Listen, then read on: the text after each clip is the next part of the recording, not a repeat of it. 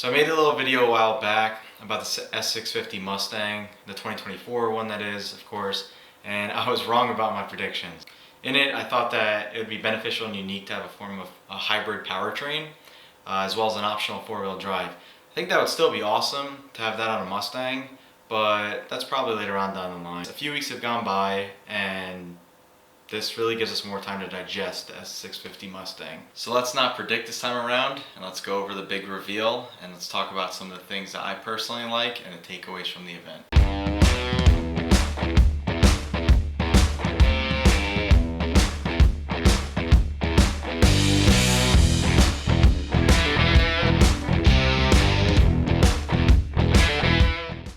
So the S650 Mustang will be arriving with two variants off the bat.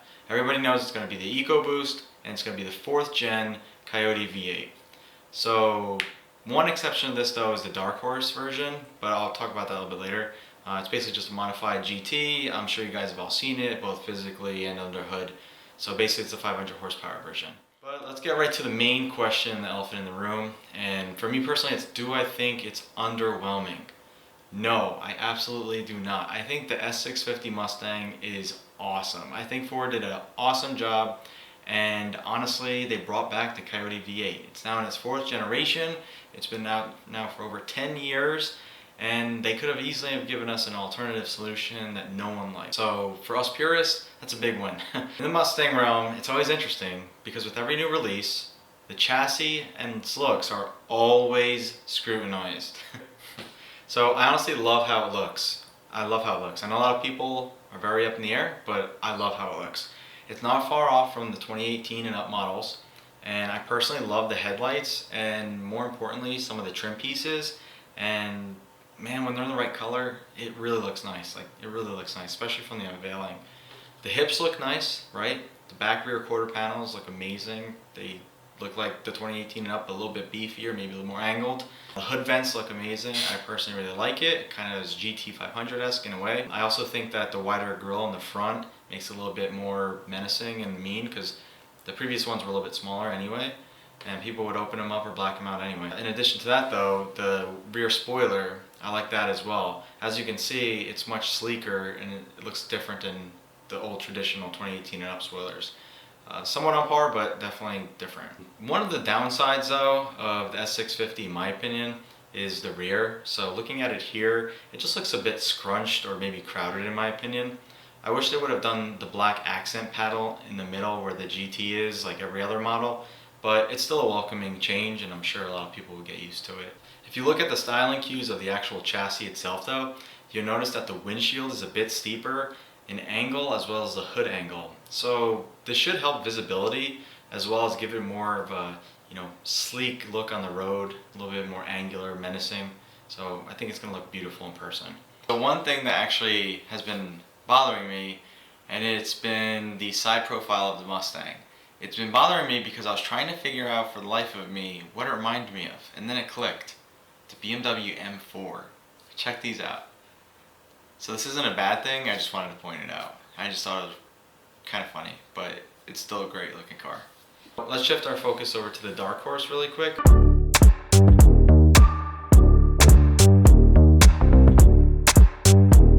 The Dark Horse is awesome. In my opinion, I love it. I want one. I want one right now. The Dark Horse is definitely one that I think Mustang enthusiasts weren't seeing coming, which is awesome. Ford crushed the styling and options with this in my opinion. I love the color, the subtle changes in the styling. And did I mention the color? The color is amazing. Love it.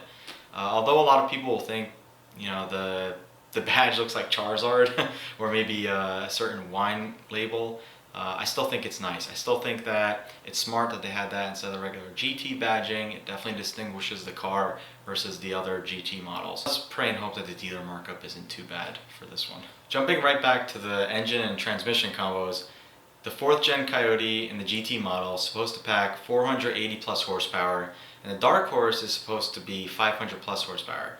So it's all thanks to some twin throttle bodies and some twin intakes along with some other ECU refinements, etc.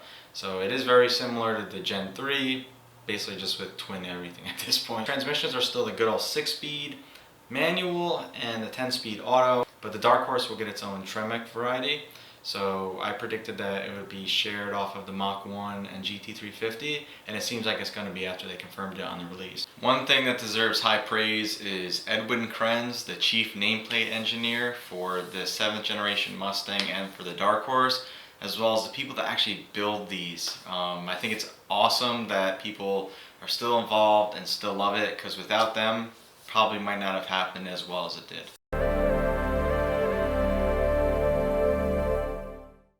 The interior of a car is one of the most important pieces of a car because it's the #1 place that you spend your time in. So you have to enjoy it and you have to like where you are. Now personally, I think that the 7th Generation Mustang hit the nail on the head with the interior. So Ford did do something nice. They decided to keep some buttons in the Mustang, which is nice. A lot of car manufacturers are getting away from buttons and they're including everything in the infotainment system. Now, I am going to miss those toggle switches very much on the previous models. I think they would have blended in really well with the fighter jet appearance, and they would have flowed more than the new haptic buttons. In my opinion, I will not be looking forward to the infotainment system to use like AC, heat, etc. But I'll always love the buttons more than infotainment system designs, because let's be real, they just work better and something to touch. It feels good. So it's one thing I'm not that excited about, but overall, it's good. One thing I am pumped about that they finally got right was the steering wheel. Check out the steering wheel, it's beautiful. Now, I own a Volkswagen GTI, and I've had other cars in the past, and the GTI has a D-shaped steering wheel. In my opinion, it's one of the best steering wheels of all time. It's perfectly sized, it's nimble, it's wrapped well, it feels good, the quality. That's the #1 touch point in the car, is the steering wheel. So it's really nice that they decided to put some more effort into the appearance and the design and probably the quality into the steering wheel. Now, for your hand positioning, the bolstering, everything, it just looks nice. It seems like Ford is finally following suit with that and is taking kind of a European initiative, since they kind of developed that first, in my opinion. But aside from this, the overall interior design and the dynamics just look like a great place to be on the inside. So pretty pumped about that. I think a lot of people are too. Some people might not be a big fan of the screens going on, which I understand. However, if you just take some time to actually look around, it is a much needed improvement over many of the previous models. Now, if you guys don't know this already, but the actual infotainment system is powered by the Unreal 3D engine. If you're not familiar with that, it's actually the engine that powers most video games. So if you guys like video games, you probably have played something that powers it. So hopefully this is a big hit on their end, because it allows for customization and it allows for some pretty creative things. So if you saw in this image, they actually had the Fox body throwback. They had the night mode and the daytime. So I think that's really cool. I'm hoping that there's more stuff in that, and they probably won't make it open source to allow people to create more things, but for what's out there, it's probably going to be pretty cool. One thing that is new is the electronic parking / drift brake. I'm sure you guys saw it, and you probably have a lot of mixed opinions on it. I'm calling it now though. Ford was probably just tired as hell of looking at Mustang memes, Mustangs crashing and all that, and either they came up with this or they actually want to see people in the real world use it because it looks cool.